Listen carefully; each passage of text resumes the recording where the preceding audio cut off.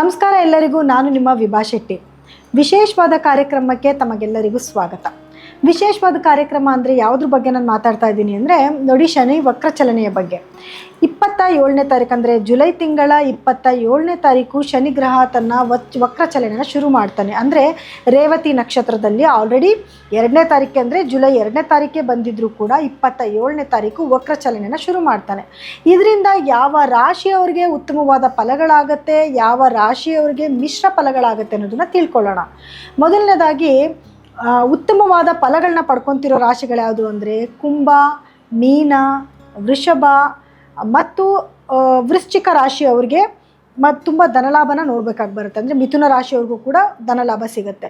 ಇನ್ನು ಯಾವ ರಾಶಿಗಳಿಗೆ ತುಂಬ ಮಿಶ್ರ ಫಲನ ಅನುಭವಿಸ್ತಾರೆ ಅಂತ ನೋಡಿದಾಗ ಸಿಂಹ, ಧನಸ್ಸು ಮತ್ತು ಮೇಷರಾಶಿಯವರು ಮಿಶ್ರ ಫಲನ ಅನುಭವಿಸ್ಬೇಕಾಗಿ ಬರುತ್ತೆ. ಯಾವ ರೀತಿಯಾದ ಫಲಗಳು ಸಿಗುತ್ತೆ ಅನ್ನೋದನ್ನು ನಾನು ವಿವರವಾಗಿ ಈಗ ಹೇಳ್ತೀನಿ. ಇನ್ನು ವೃಶ್ಚಿಕ ರಾಶಿಯವರಿಗೆ ಶನಿಯ ವಕ್ರ ಚಲನೆಯಿಂದ ಏನೆಲ್ಲ ಪರಿಣಾಮಗಳು ಬೀರ್ತಿದೆ ಅಂತ ನೋಡಿದಾಗ ಪಾಸಿಟಿವ್ ಏನೇನಿರುತ್ತೆ ಅಂತ ನೋಡಿದ್ರೆ ನೋಡಿ, ಮೊದಲನೇದಾಗಿ ಹಳೆಯ ಹೂಡಿಕೆಗಳಿಂದ ಲಾಭಗಳು ಬರುವಂಥದ್ದು. ನೀವೇನಾದರೂ ಮೊದಲೇ ಇನ್ವೆಸ್ಟ್ಮೆಂಟ್ ಮಾಡಿಟ್ಟಿದ್ರೆ, ಯಾವುದೋ ಒಬ್ರಿಗೆ ಕೊಟ್ಟಿರ್ತೀರಾ, ಅವ್ರಿನ್ನೂ ದುಡ್ಡು ಕೊಟ್ಟಿಲ್ಲ ವಾಪಸ್ಸು, ಅಥವಾ ಎಲ್ಲೋ ಇನ್ವೆಸ್ಟ್ಮೆಂಟ್ ಮಾಡಿದ್ದೀರಾ ಅಥವಾ ಅದನ್ನು ಮರ್ತೆ ಹೋಗಿಬಿಟ್ಟಿರ್ತೀರಾ, ಅದರಿಂದ ಲಾಭಗಳು ಬರುವಂಥದ್ದು. ಅಥವಾ ಯಾವಾಗೋ ಏನೋ ಕೆಲವು ವಸ್ತುಗಳನ್ನ ತೆಗೆದಿಟ್ಟಿರ್ತೀರ, ಇವತ್ತು ಅದಕ್ಕೆ ಒಳ್ಳೆ ಬೆಲೆ ಬರುವಂಥದ್ದು. ಅಂದರೆ ನಿಮ್ಮ ಹಳೆ ಇನ್ವೆಸ್ಟ್ಮೆಂಟಿಗೆ ಇನ್ನು ಮೇಲೆ ಲಾಭ ಬರುವಂಥ ಶುರುವಾಗುತ್ತೆ. ಜೊತೆಗೇನು ಅಂತಂದರೆ ಶಿಕ್ಷಣ ಇವಾಗ ಕೆಲವರು ಓದೋ ಅಂಥವ್ರು ಏನಾಗಿರ್ತಾರೆ, ವಿದ್ಯಾರ್ಥಿಗಳು ಅರ್ಧಕ್ಕೆ ಎಜುಕೇಷನ್ ಕಟ್ಟಾಗಿರುತ್ತೆ, ಅಥವಾ ಯಾವುದನ್ನ ಕೋರ್ಸ್ಗಳು ಮಾಡಬೇಕು ಅಂತ ಅಂದ್ಕೊಂಡಿರ್ತೀರ, ಆ ಕೋರ್ಸ್ಗಳನ್ನ ಕಂಪ್ಲೀಟ್ ಮಾಡೋಕ್ಕಾಗಿರೋದಿಲ್ಲ ಇಷ್ಟು ದಿವಸಗಳ ಕಾಲ. ಆದರೆ ಇವಾಗ ಅದಕ್ಕೆ ಒಳ್ಳೆಯ ಅವಕಾಶಗಳು ಬಂದಿದೆ. ಹಳೆಯ ಒಂದು ಶಿಕ್ಷಣನ ಮತ್ತೆ ಕಲಿಯುವಂಥದ್ದು, ಮಾಡುವಂಥದ್ದು, ಅದರಲ್ಲಿ ಒಳ್ಳೆ ಮಾರ್ಕ್ಸ್ಗಳನ್ನ ತೊಗೊಂಡು ಪಾಸ್ ಆಗುವಂಥದ್ದು ಎಲ್ಲನೂ ಕೂಡ ಈ ಸಮಯದಲ್ಲಿ ನಿಮಗೆ ಆಗ್ತಾ ಹೋಗ್ತಾ ಇರುತ್ತೆ. ಜೊತೆಗೆ ನಿಮಗೆ ಸ್ಥಳ ಬದಲಾವಣೆ ಆಗುವಂಥದ್ದು, ಅದರಿಂದ ನೆಮ್ಮದಿ ಶಾಂತಿ ಕೂಡ ಸಿಕ್ಕುತ್ತೆ. ಯಾವುದೋ ಒಂದು ಜಾಗದಲ್ಲಿ ನಿಮಗೆ ಸ್ಟಕ್ ಆಗಿಬಿಟ್ಟಿರ್ತೀರ, ಯಾವುದೋ ಒಂದು ಬಾಡಿಗೆ ಮನೆ ಆಗಿರ್ಬೋದು ಅಥವಾ ಇರುವಂಥ ಮನೆಯೇ ಆಗಿರ್ಬೋದು, ಸ್ಟಕ್ ಆಗಿಬಿಟ್ಟಿರ್ತೀರ, ತುಂಬ ತೊಂದರೆ ನೋವು ಅನುಭವಿಸ್ತಿರ್ತೀರ, ಈ ಮನೆ ಬಿಟ್ಟು ಹೋಗೋದಕ್ಕೆ ಅವಕಾಶಗಳಾಗ್ತಿರೋದಿಲ್ಲ. ಆದರೆ ನಿಮಗೆ ಸ್ಥಳ ಬದಲಾವಣೆ ಮಾಡೋದಕ್ಕೆ ಅವಕಾಶಗಳು ಸಿಕ್ಕುತ್ತೆ. ಜೊತೆಗೆ ಅದರಿಂದ ನಿಮ್ಮ ಮನಸ್ಸಿಗೆ ನೆಮ್ಮದಿ ಶಾಂತಿ ಕೂಡ ದೊರಕ್ತಾ ಇದೆ.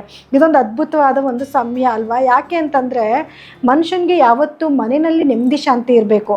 ಅವಾಗೇನೆ ಅವನು ಎಲ್ಲ ಮಾಡೋ ಕೆಲಸಗಳಲ್ಲೂ ಕೂಡ ಏಳಿಗೆ ಸಿಗುವಂಥದ್ದು. ಅದೇ ಮುಖ್ಯವಾಗಿ ಆಗ್ತಾ ಇರೋದ್ರಿಂದ ತುಂಬ ಖುಷಿ ಪಡಬೇಕು ನೀವು.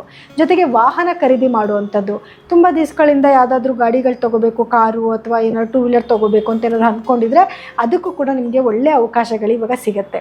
ಅಂದರೆ ಒಂದಲ್ಲ ಒಂದು ರೀತಿಯಲ್ಲಿ ನಿಮಗೆ ಹಣ ಬರುವಂಥದ್ದು, ಅಥವಾ ಇಲ್ಲ ನಾನು ಮುಂದಕ್ಕೆ ಲೋನಲ್ಲಿ ತೊಗೊತೀನಿ ಅಂತಂದರೂ ಸಾಲ ತೀರ್ಸೋದಕ್ಕೆ ನನಗೆ ಅವಕಾಶಗಳಾಗುತ್ತೆ, ಅಥವಾ ಸಾಲಗಳು ಸಿಗುವಂಥದ್ದು, ಇದರಿಂದನೂ ಕೂಡ ನೀವು ವಾಹನಗಳನ್ನ ಪರ್ಚೇಸ್ ಮಾಡಬಹುದು.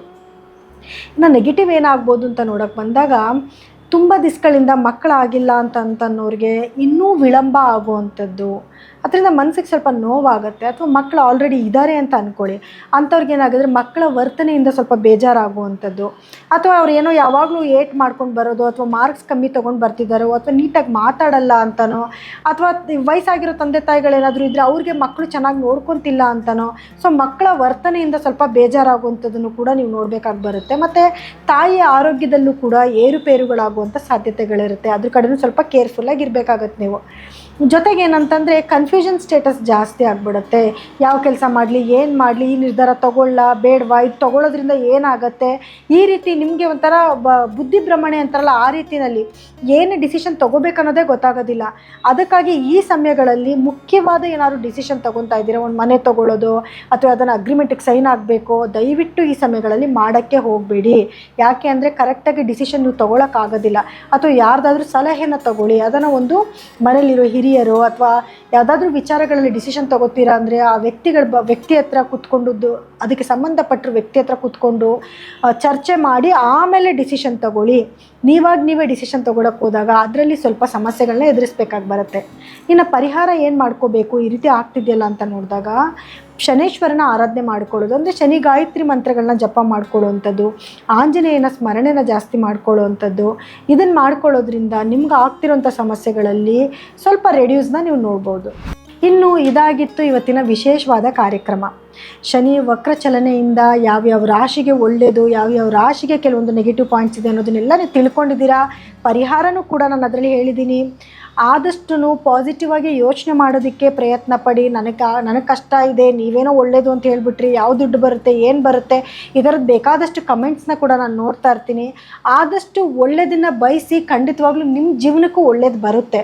ಜೊತೆಗೆ ನಿಮ್ಮ ಜಾತಕನ ನೋಡಿಸ್ಕೊಳ್ಳೋದು ಕೂಡ ತುಂಬ ಇಂಪಾರ್ಟೆಂಟ್ ಆಗಿರುತ್ತೆ. ಯಾಕಂದರೆ ನಿಮಗೆ ನಡೀತಿರುವಂತಹ ದಶಾಭುಕ್ತಿ ಕೂಡ ಇಂಪಾರ್ಟೆಂಟ್ ಆಗಿರುತ್ತೆ, ಗ್ರಹಗಳ ಸ್ಥಾನಮಾನ ಕೂಡ ಇಂಪಾರ್ಟೆಂಟ್ ಆಗಿರುತ್ತೆ. ಸೊ ಹಾಗಾಗಿ ನಿಮ್ಮ ವೈಯಕ್ತಿಕ ಜಾತಕನ ಒಮ್ಮೆ ಪರಿಶೀಲನೆ ಮಾಡಿಸ್ಕೊಳ್ಳಿ.